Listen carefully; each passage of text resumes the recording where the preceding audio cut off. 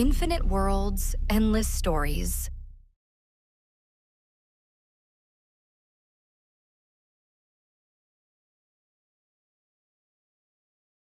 The human mind is a fragile machine, held together by nothing more than habit and expectation.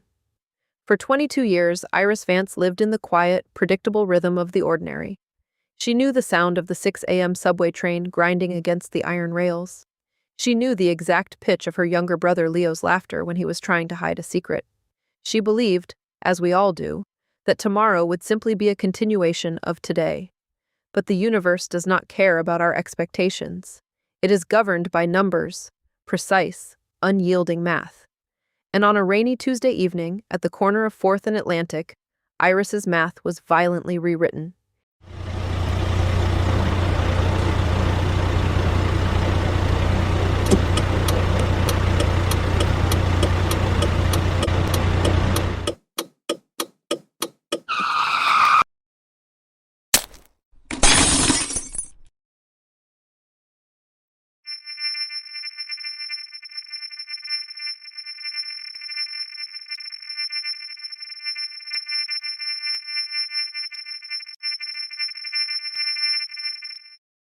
The impact didn't kill her, it just cracked the casing. When the delivery truck plowed into the side of her rideshare, the glass didn't just shatter outward. Something inside Iris's mind shattered inward. In that heavy, suffocating silence between the crash and the arrival of the sirens, a door was forced open. A door that was never meant to be unlocked.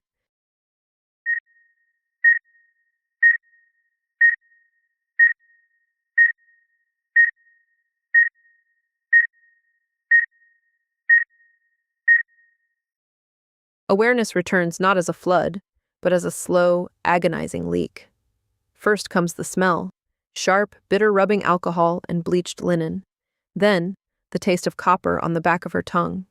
Dried blood. Iris opens her eyes. Room 412 of St. Jude's Memorial Hospital. The ceiling tiles are a grid of sterile white dots. Her head throbs with a rhythmic, pulsing agony, a physical manifestation of her severe concussion. She reaches up, her fingers trembling, tracing the rough fabric of the medical tape holding a thick bandage to her temple. She breathes in. She breathes out. The world is mostly the same, except for the light.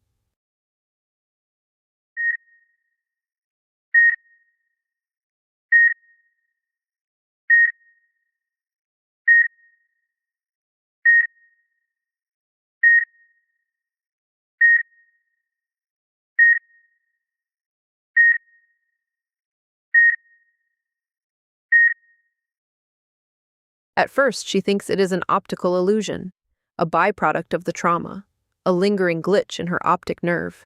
But as her vision clears, the illusion refuses to melt away. Hovering exactly 3 inches above the sterile linoleum floor, walking toward her bed, is Nurse Gable. She is a tired woman in her late 50s, her shoulders slumped from a 12-hour shift, holding a plastic clipboard. But Iris isn't looking at the clipboard. Iris is looking at the nurse's throat.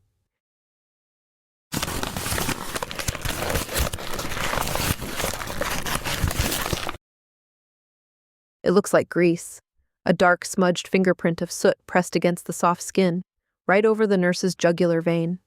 Iris blinks hard, rubbing her eyes with the back of her hand, expecting the smudge to smear.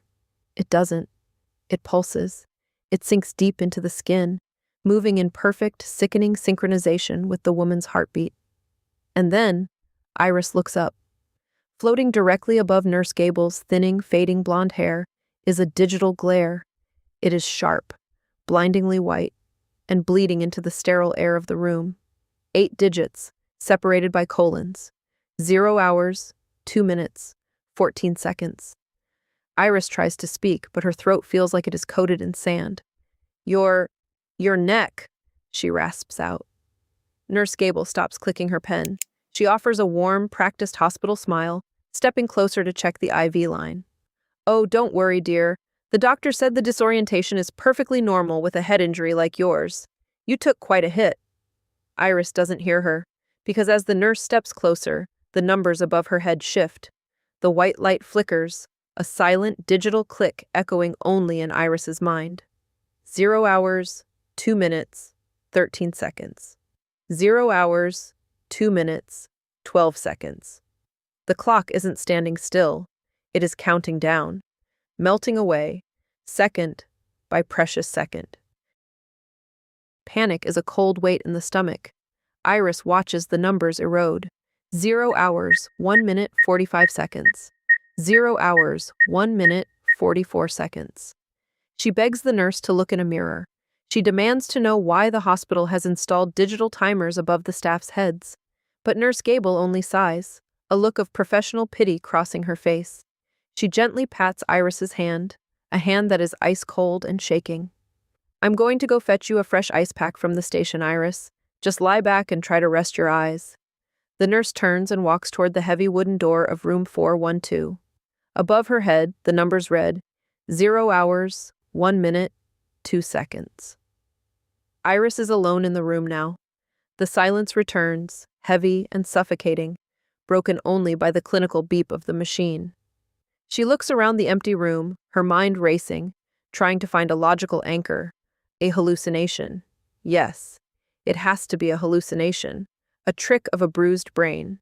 But deep within her chest, a primal evolutionary instinct is screaming. Her DNA recognizes the clock, even if her conscious mind rejects it. It isn't a timer for a shift. It isn't a glitch. It is a closing window, a countdown to an absolute zero. Driven by a sudden, frantic desperation she cannot logically explain, Iris rips the medical leads from her chest.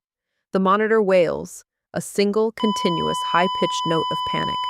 Her bare feet hit the cold, unforgiving linoleum floor. Her knees buckle, her body still weak from the trauma of the crash. But she forces herself up. She drags her IV pole along with her, the metal wheels clattering violently against the ground as she stumbles toward the heavy door. She throws the door open and bursts into the long, brightly lit hallway of the West Wing. The hallway is a blur of motion. Doctors walking, visitors carrying flowers, but Iris's eyes are locked on a single target. 50 feet down the hall, Nurse Gable is walking toward the staff elevator.